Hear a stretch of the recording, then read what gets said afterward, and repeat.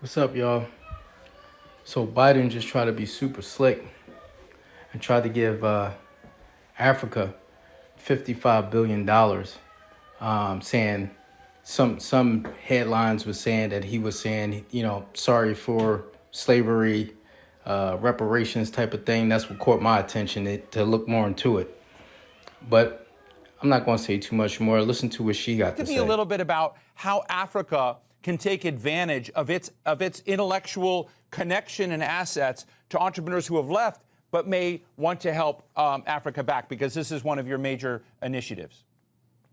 Absolutely. The brain drain that started over 400 years ago, when the best and the brightest and the fittest were taken out of Africa forcibly, and that is when the brain drain started. I want to make sure that is very clear. And when we talk about African diaspora, we're talking about all people of African descent living outside of Africa.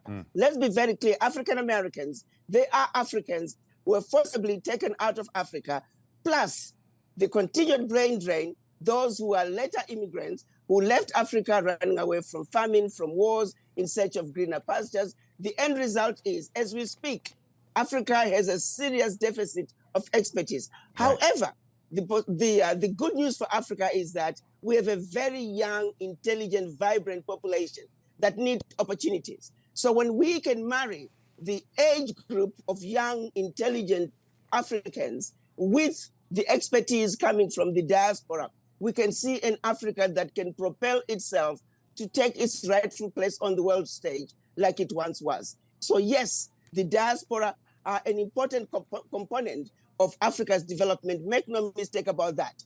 All the African leaders are fully aware of that. All the African leaders are in full support of coming up with programs to make it easier for the diaspora to move back. We want to look at diaspora who can come to Africa, not just focus on a country that you were born in, but if you are a person of African descent, Africa should matter to you. Africa should be your problem. You must own Africa's problems, understand it, and participate in the development of Africa. For when we have a stable Africa, it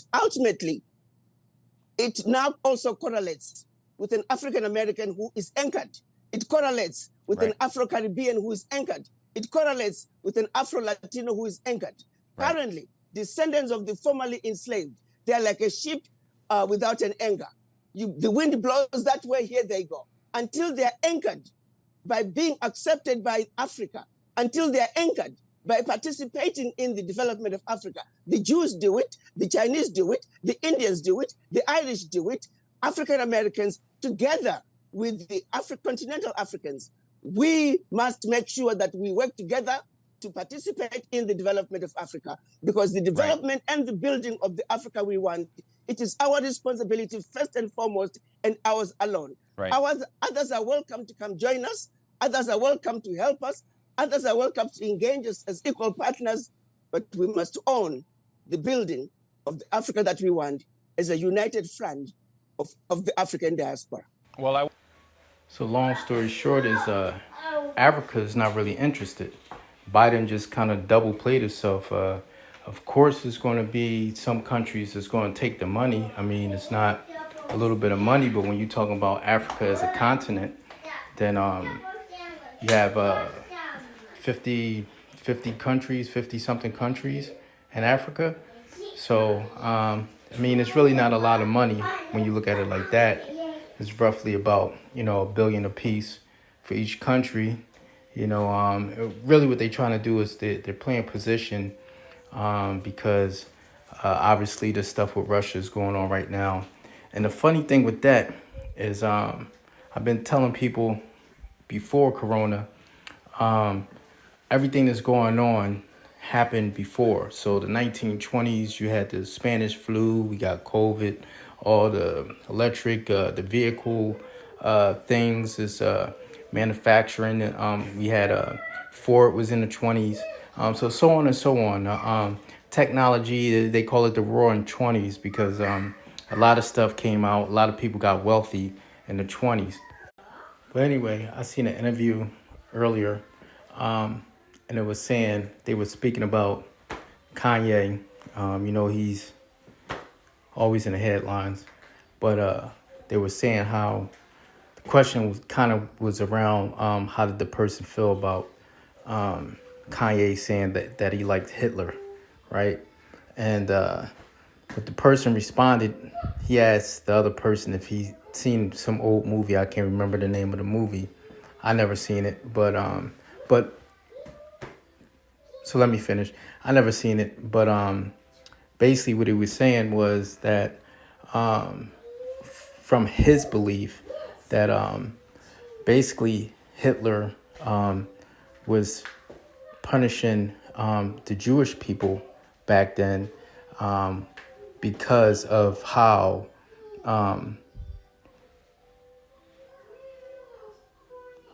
Africans was being punished and in America.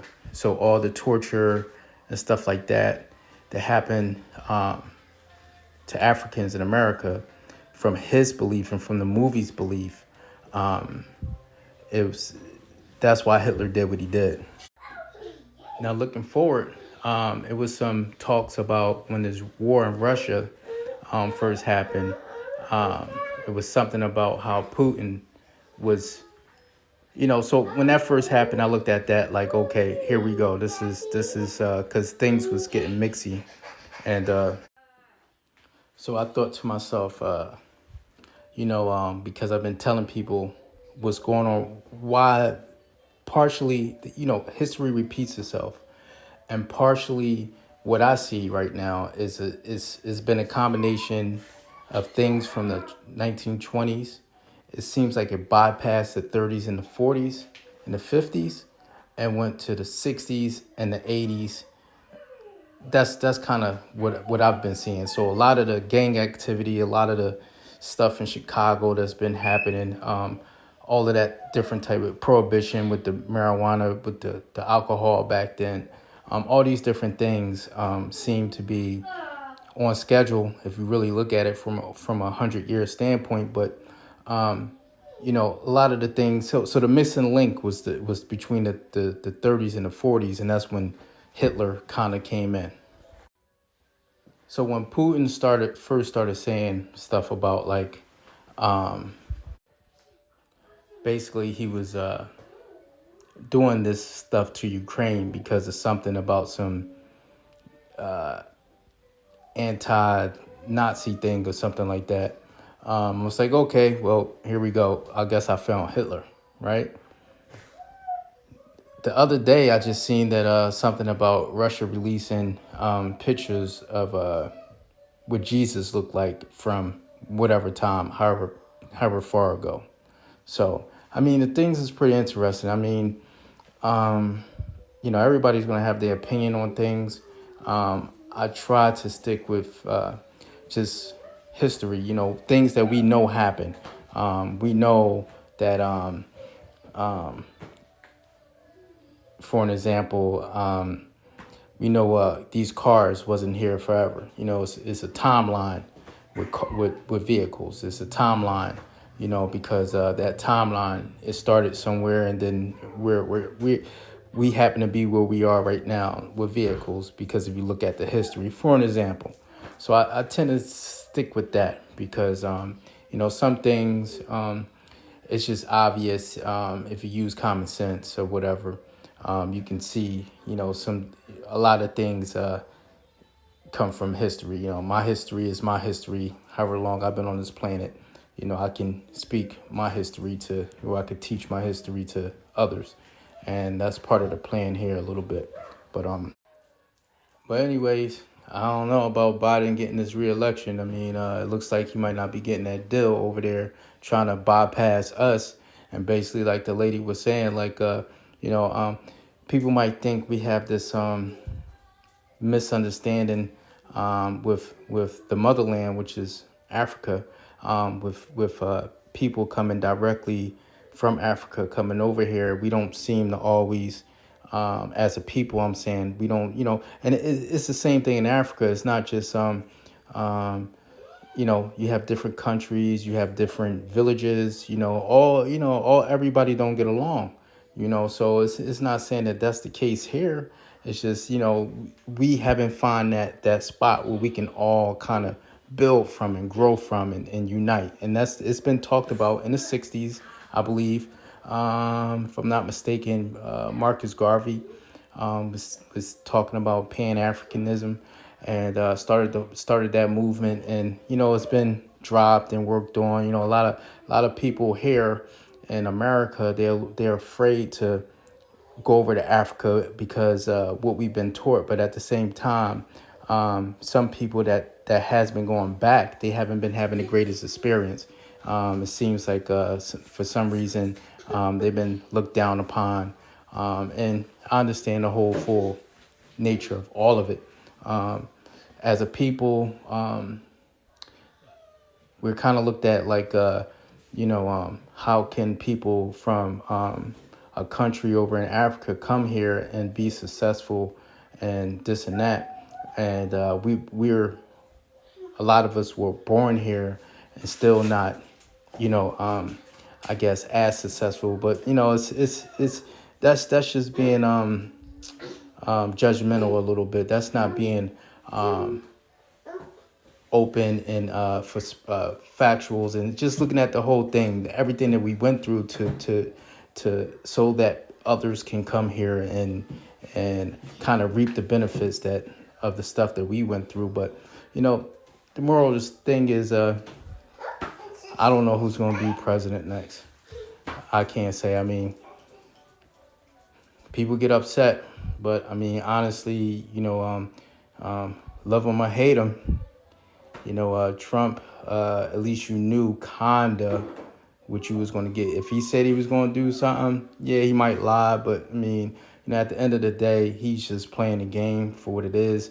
The United States has rules that's ridiculous, and it's just been trying to suppress people for a very long time. It doesn't have to do with color and anything like that. It's just the people as a whole. They, if you're poor, they want to make it hard for you to. Yeah, I guess it's trying to keep that balance. You got to have, if you're rich, you got to have some workers, I guess. And the way that things are going, the way I see it is every individual is going to have their own economy. What you decide to do with your own economy, that's what you decide to do with your own economy. But that's what I see all of this coming to. I see all of us being able to generate some money easy, and whatever we do with the funds that we generate, however hard we work, that's going to depend on us. With that said, peace, blessings.